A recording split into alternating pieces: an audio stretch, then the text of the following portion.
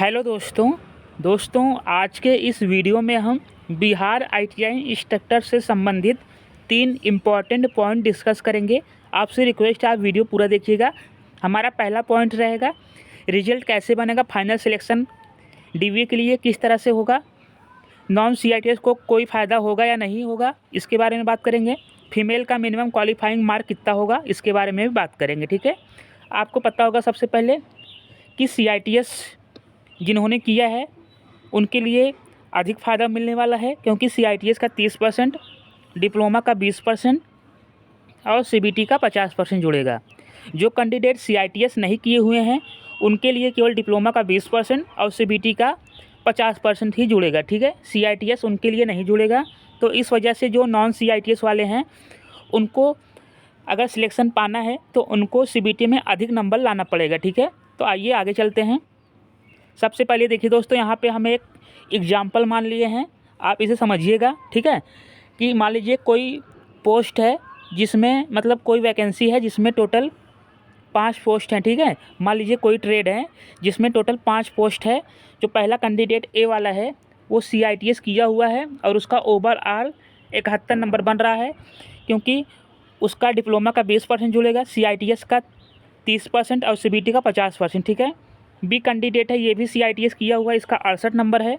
सी वाला non CITS किया हुआ है, उसका 65 नंबर है जो सी वाला है, और डी वाला जो है उसका 57 नंबर है। ठीक है, ई वाला है सीआईटीएस के साथ इसका 56 नंबर है, और एफ वाला भाई जो है इस सीआईटीएस के साथ इसका 55 नंबर है। ठीक है, तो अब आपको बताना है कि इस पाँचों में किसका सिलेक्शन पहले होगा। ठीक है, आपको बता दें कि जो यहाँ पे 5 कैंडिडेट, यहाँ पे हमने 7 कैंडिडेट लिया है, अब 5 का सिलेक्शन हमें कराना है। ठीक है, तो किस तरह से कराएंगे, सबसे पहले हम देखेंगे जो 71 नंबर वाला है ए वाला कैंडिडेट, इसका हो जाएगा।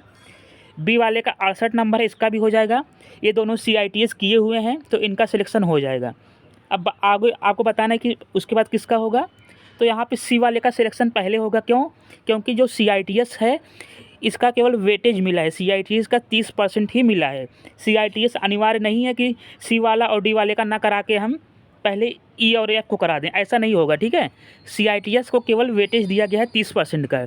अगर कोई कैंडिडेट सीआईटीएस किया हुआ है तो उसका 30% जोड़ने के बाद जो नंबर आएगा, अगर कोई नॉन सीआईटीएस वाला है, अगर उसका भी बिना 30% के उसका नंबर अच्छा आ जा रहा है तो उसका सिलेक्शन पहले होगा। ठीक है, जैसे यहाँ पे देखिए ए वाले का 71 नंबर है, उसका हो जाएगा, बी वाले का हो जाएगा, फिर सी वाले का हो जाएगा। सी वाले का क्यों होगा, क्योंकि उसका 65 नंबर है, डी वाले का 57 नंबर है। ठीक है, डी वाले का सिलेक्शन हो जाएगा।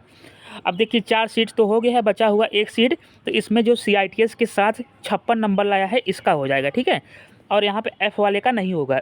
एफ़ वाला देखिए यहाँ पे सीआईटीएस किया हुआ है फिर भी इसका नंबर नहीं आएगा, इसका फाइनल सिलेक्शन नहीं होगा। ठीक है, तो यहाँ पे आप समझ सकते हैं कि सीआईटीएस को किस तरह से वेटेज यहाँ पे मिलेगा और नॉन सीआईटीएस को किस तरह से यहाँ पे फ़ायदा होगा। नॉन सीआईटीएस को फ़ायदा तभी होगा जब नॉन सीआईटीएस वाला सीबीटी में अच्छा नंबर लाए और डिप्लोमा में उसका परसेंटेज अच्छा हो, तभी उसको फ़ायदा होगा। जैसे यहाँ आप देख सकते हैं कि यहाँ पे सी कैंडिडेट जो कि नॉन सीआईटीएस है उसका 65 नंबर आया है, मतलब कि वो डिप्लोमा और सीबीटी मिला के 65 नंबर बहुत अच्छा होता है। ठीक है, तो जो देखिए जो नॉन सीआईटीएस का है 65 नंबर लाने के बाद उसका सिलेक्शन हो गया। ठीक, आगे चलिए, आगे एक देखिए हमने एक और एग्जांपल यहाँ पे बनाया है। आप यहाँ देखिए, यहाँ भी टोटल 5 सीट के लिए सिलेक्शन कराना है आपको। सी वाला देखिए, ए वाला यहाँ पे 71 नंबर, इसका सिलेक्शन हो जाएगा। बी वाला यहाँ पे 68 नंबर, इसका भी सिलेक्शन हो जाएगा।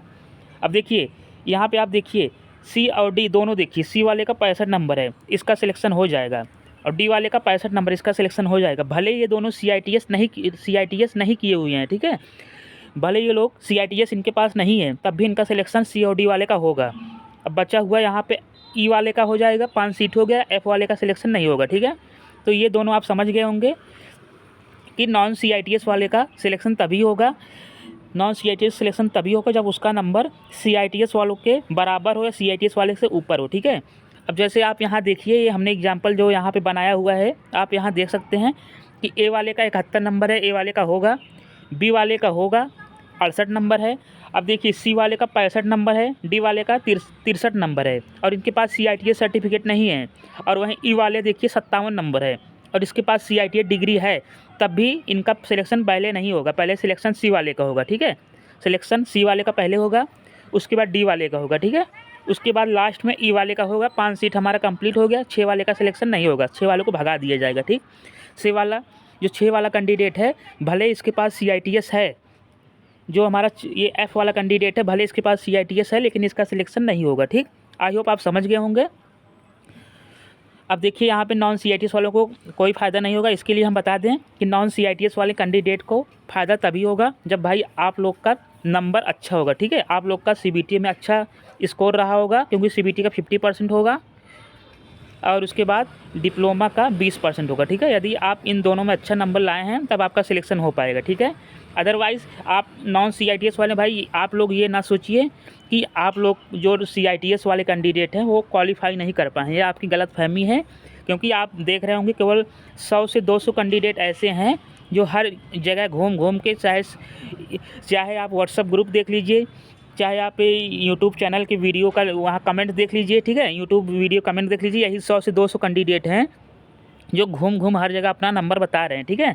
और बल्कि आपको पता होगा कि इलेक्ट्रॉनिक्स मैकेनिक्स यानी जो EM वाला है, EM वाला ग्रुप 10 का पेपर, ग्रुप 10 वाला पेपर एक नहीं करीब 5 से 6 ज़िले में हुआ है, ठीक है। 4 तारीख को फर्स्ट शिफ्ट में करीब 5 से 6 डिस्ट्रिक्ट में हुआ है। अब सोच लीजिए करीब 2500-3000 कैंडिडेट टोटल ओवरऑल होंगे इलेक्ट्रॉनिक्स मैकेनिक्स में, ठीक है। इलेक्ट्रॉनिक्स मैकेनिक्स में करीब 2500 से 3000 कैंडिडेट होंगे, ठीक है। तो इन 3000 कैंडिडेट में केवल 138-39 जो जितनी सीटें हैं उतने कैंडिडेट का सिलेक्शन होगा। तो अब आप सोच लीजिए कि क्या 2500-3000 में ऐसे कैंडिडेट नहीं होंगे जिनका नंबर अच्छा होगा या जिन्होंने CITS किया होगा, ठीक है। CITS किया होगा और उनका नंबर, अगर CITS कैंडिडेट का 40 नंबर भी आ जा रहा है, ठीक है। CITS कैंडिडेट का 40 नंबर आ रहा है मतलब 20 नंबर हो गया।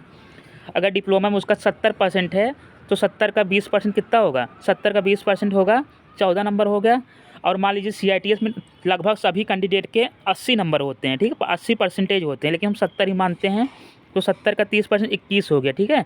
अब इनका जोड़िए 4 1 5 2 2 4 1 5 55 नंबर तो ऐसे ही हो जा रहा है, ठीक है। बिना इन लोग के बिना CITS वालों का मिनिमम 40 पे 55 हो जा रहा है, ठीक। तो जो भी भाई CITS वाले हैं, अगर उनका 40 नंबर आ रहा है मिनिमम में, 40 नंबर क्वालिफाई कर पा रहे हैं तो उनका सिलेक्शन पक्का है। और नॉन CITS वालों का सिलेक्शन तभी होगा जब उनका नंबर बहुत ही अच्छा होगा CBT में, ठीक। अब चलिए आगे चलते हैं। आगे देखिए आगे क्या है। आगे है फीमेल का मिनिमम क्वालिफाई मार्क। देखिए बिहार के जो मूल निवासी हैं उनका तो 32 ही रहने वाला है, ठीक है। 32 ही रहने वाला है। जो बिहार के हैं, जो बिहार के निवासी हैं, चाहे वो जनरल OBC ST ST कोई भी हो, उनका 32 होगा।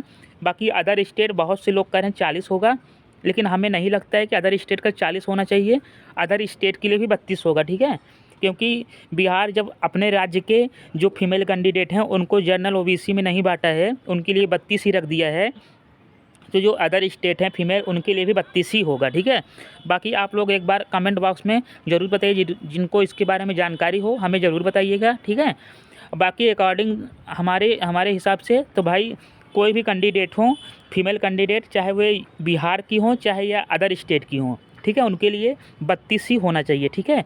अब क्यों होना चाहिए? जब बिहार गवर्नमेंट अपने राज्य की महिलाओं को जनरल OBC ST SC में नहीं बांटा है तो अदर स्टेट को भी 32 में ही रखेगा, ठीक है। जब बिहार गवर्नमेंट अपने राज्य के सभी कैंडिडेट को 32 नंबर क्वालिफाई रखा है तो अदर स्टेट को 32 ही नंबर रखेगा, ठीक है। आई होप आप समझ गए होंगे। ऐसी वीडियो के लिए प्लीज़ चैनल को सब्सक्राइब करें, लाइक करें। Thank you.